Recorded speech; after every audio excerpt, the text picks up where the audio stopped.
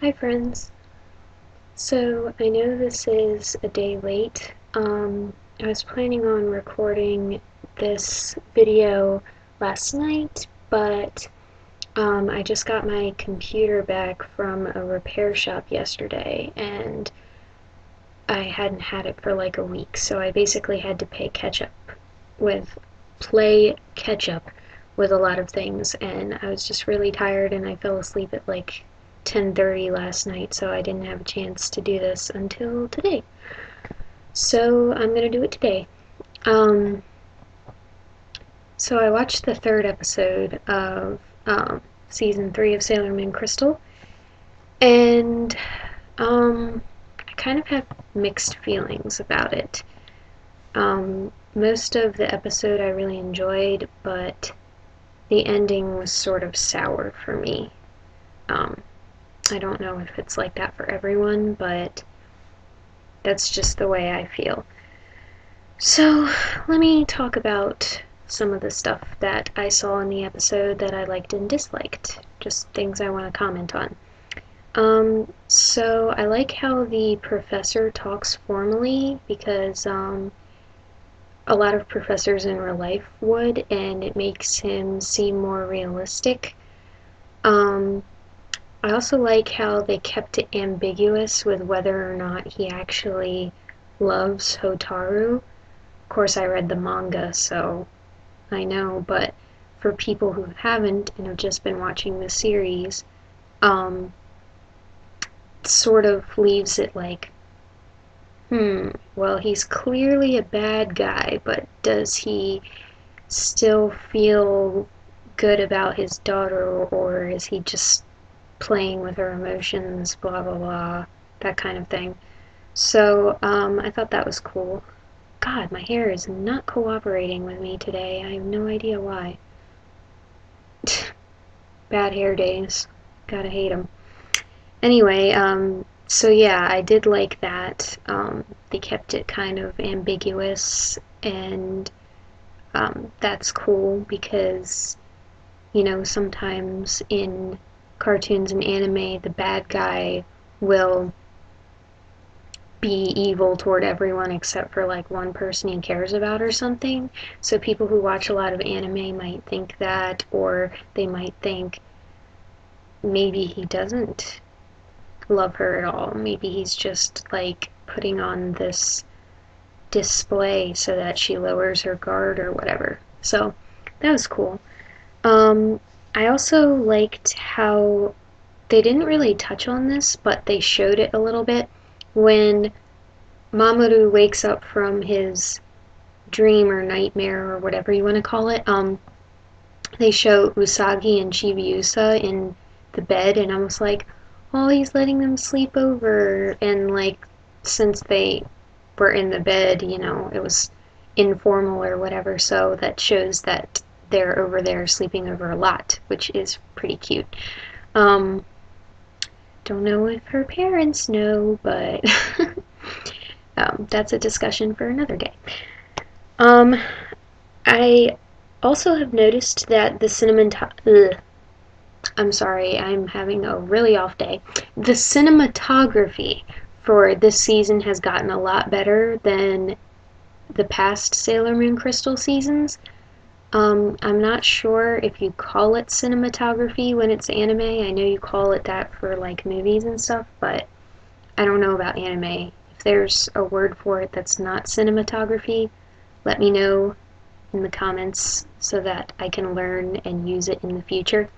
But yeah, just the way they cut from not scene to scene, but um, the different camera angles and stuff, I think it's gotten a lot better now.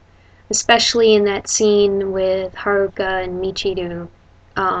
They don't like just hold on them the entire time. There's a shot from far away, there's a shot up close of them hugging, and it like slowly pans up to their faces, and then there's a shot of wind coming through the window and like billowing the curtains, and then it cuts to a shot of them looking at each other. So yeah, I think it's better than it was before because I remember watching, I think it was season 1 of Sailor Moon Crystal. There were a few shots that bothered me, especially in the later episodes when they're actually confronting Queen Beryl. I was just like, that's not good. So yeah, I'm glad that it's gotten better. Um, Another thing that also relates back to the older seasons of Sailor Moon Crystal, I one of my major complaints with it was that the girls didn't really spend that much time together. Like in the old series, they hung out a lot and bonded, and you really saw their connection. Whereas in the other seasons of Sailor Moon Crystal, you didn't really buy that they were like best friends. You thought they're just friends because they have this shared situation and they have to fight evil together, blah blah blah. So you didn't really buy that they actually wanted to spend time with each other. The only times they seemed to get together was to talk about like the enemies or whatever. Whereas in this one, they're spending time together that real friends would. They're like, oh my gosh, it's Ray's birthday. We need to do something special. Oh, she's up in the mountains training? That's okay. We'll hike all the way up there to surprise her for her birthday. Like, that's good. That's so much better than the older seasons of Sailor Moon Crystal. I like that a lot. You actually buy that they're friends now and they're spending time together and they're bonding, especially um, Ray and Mako-chan. Like, they actually have a lot of screen time together in this episode and they have like private conversations and stuff, and I think that's really cool because, you know, those two you don't really see spending a lot of time together in the manga or even in the 90s series. Like, it was usually Ray and Ami who spent time together, and sometimes Mako-chan and Minako would spend time together, like talking about boys and stuff, but you never really saw Ray and Makoto together, so I really like that they put that in there. I don't remember if that happened in the manga or not. Um, this whole episode in general just kind of slipped my mind from the manga. I guess it was kind of a forgettable chapter or something, because I don't really remember that much about it, sadly. Don't worry, as the series goes along, I'll remember more and more because it definitely gets more exciting. At least as far as the manga goes. But yeah, so as this arc goes along, it'll slowly get better and better as they improve with their animation and script writing and all that stuff. Because I've noticed the episodes, the second episode in particular, I really liked. The first one was okay, but the second one was really good. This one, like I said, I have a love-hate relationship with because for the majority of the episode, I really liked it, and then the ending... Oh. So, let's get to that. While they were up in the mountains, they run into Haruka. Surprise, surprise. And they think I know she is doing judo, and I was like, oh yeah, Mako-chan, get in there and kick his ass, or her ass, and her ass, get it? Like, harassing something, okay. Anyway, yeah, so I was like, yeah, get in there, show who's boss, and then she goes down like a chump, and I'm like, at least show a little bit of a fight, not just like, ha, brah, like, that just makes her look weak, and I know she's not weak. She is one of the strongest characters in the whole series. I mean, obviously Sailor Moon is stronger, but not physically, more magically, but you get my meaning. So that kind of made me mad, because I'm like, hey, Jupiter is one of my favorite characters, and you're making her look like a chump here. I don't like that. So, yeah. But I did like what Haruka said. She was like, Well, since they think she's a man, they're like, oh my gosh, how dare you use your full strength against a girl? And then she's like, differences in sexes shouldn't matter. And I was like, yes, yes, I completely agree. I am speaking as someone who took Taekwondo, and I was the only girl on the sparring team at one point. Yeah, differences in sexes shouldn't matter because I was better than a lot of the students in that class. Um, so, like, you shouldn't underestimate girls and think that they're weak and stuff. And girls, you shouldn't use your gender as an excuse for being weak. You're just weak. It's not anything to do with the fact that you're a girl. Because, like, I'm not weak. You shouldn't be weak. Make yourself better. Make yourself stronger. You can do it. I know you can. If I can do it and I wear freaking glasses, have horrible eyesight, have, like, no muscle mass, but you can use that to your advantage because in my sparring class, it was my speed that I used against the enemy. So you can find a way to make yourself better. And self-defense is recommended anyway for women in today's world. But, you know, it doesn't have to do with that really. Like, even with emotional stuff, you can make yourself stronger and not be like a baby about everything. I know that's kind of something stupid to talk about when you're talking about Sailor Moon because Usagi cries over basically everything, but that's at the beginning. Notice she gets stronger and stronger as the series goes along, so there you have it. Anyway, weird conversation. So this was like the first big fight against one of the members of the Witches 5, and I'm very happy about that because I love the Witches 5, and she was awesome, and she was doing like this really weird ritual hypnotizing the students of the school, and I'm so mad because, like, we still haven't gotten frickin' Sailor Mercury's attack Shine Aqua Illusion. What's up with that? I just want to see it. Please! We saw another one of Sailor Mars's attacks. That's cool, but I really, really, really want to see Shine Aqua Illusion, okay? Okay? Because in the last episode, we saw all my other favorite attacks from the other Senshi, but we didn't see Shine Aqua Illusion, and I was like, oh, maybe we'll get it in the next episode.